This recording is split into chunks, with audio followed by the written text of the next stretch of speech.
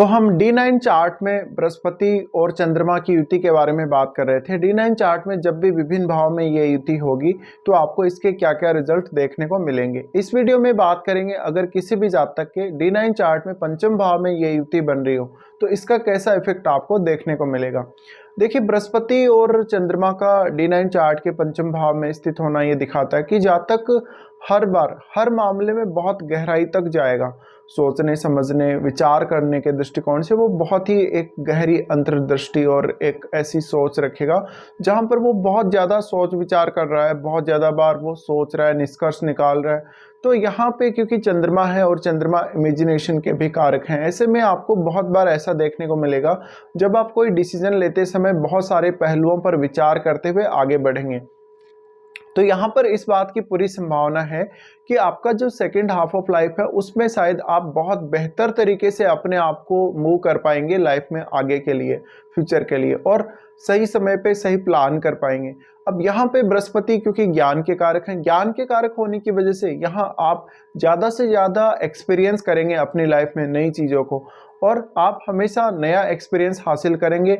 नया एक्सपीरियंस जब आपके आएगा, समझ में चीज़ें आएंगी, जब आपको ज़्यादा बेटर फील होगा कुल मिलाकर, और आप ज़्यादा अच्छे तरीके से सोच पाएंगे, ज़्यादा अच्छे तरीके से जीवन में आगे बढ़ पाएंगे। फिर ऐसा कंजक्शन है तो आप में एबिलिटी बहुत ही ज़्यादा होगी और आप में उत्तरोत्तर एबिलिटी का विकास होता रहेगा। ऐसे जातक अपने खुद के प्रयासों से जीवन में बहुत ज़्यादा आगे बढ़ने वाले होते हैं। ऐसे जातकों की जो काबिलियत है, काबिलियत काफ़ी ज़्यादा हो सकती है और हमेशा ही ये अपनी काबिलियत को इम्प्रूव करते रहते हैं। ऐसे जातक वास्तव में किसी भी विषय की बहुत गहराई तक जाने में सक्षम होते हैं।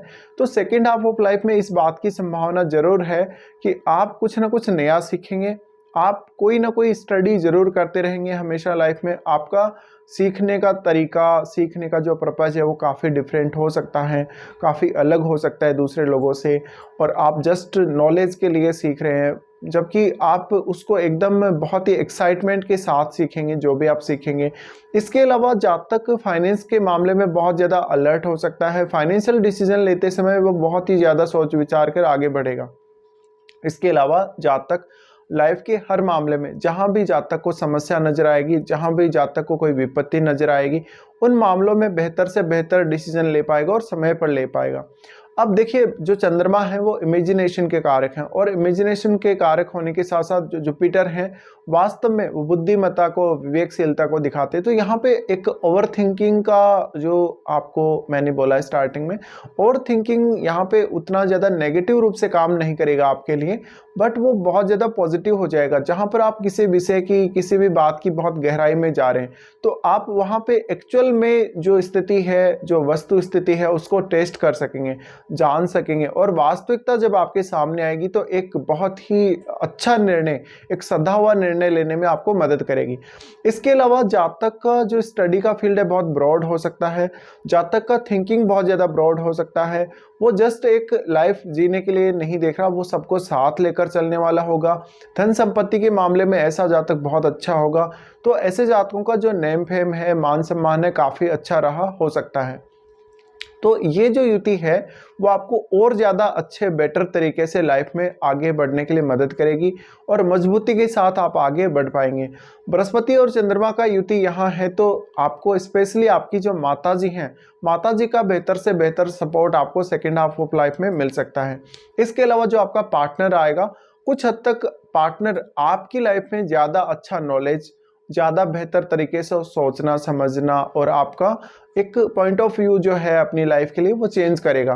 तो देखिए, क्योंकि हम D9 चार्ट की बात कर रहे हैं, ऐसे में जो पार्टनर का इम्पैक्ट है, जो पार्टनर का इफेक्ट है, वो आपके ऊपर बहुत ज़्यादा गहरा रहने वाला है। ऐसे में आपका पार्टनर आपको सहायक होगा हर प्रकार की कंडीशन को झेलने में, हर प्रकार की कंडीशन में अलग से अलग प्रकार के निर्णय लेने में। इस प्रकार की स्थिति में आप हमेशा अपने आप को इम्प्रूव करते जाएंगे, आप हमेशा कुछ ना कुछ नया एक्सपेरिमेंट या कुछ ना कुछ नया अनुभव करते जाएंगे, और जो भी आपका एक्सपीरियंस होगा आप उसके अनुसार जीवन में आगे बढ़ते जाएंगे। इसके अलावा जातक के पास धन के बहुत सारे ऐसे मामले या ऐसे मौके हो सकते हैं जहां पर वो मल्टीपल इनकम सोर्सेज की तरफ देख रहा है, वो मल्टीपल इनकम सोर्सेज अपने लिए बना सकता है, जहां पर जातक अपने आप को बहुत तेजी से फास्टली मूव करता है। बृहस्पति और चंद्रमा आपके D9 चार्ट में कौन कौन से भावों के स्वामी हैं, आप ये अवश्य चेक कर लें। साथ ही आपका जो पंचमेश है, D9 चार्ट का जो पंचमेश है, कितनी मजबूत स्थिति में, कितनी अच्छी स्थिति में आपके D9 चार्ट में है, ये भी आपको चेक करना पड़ेगा।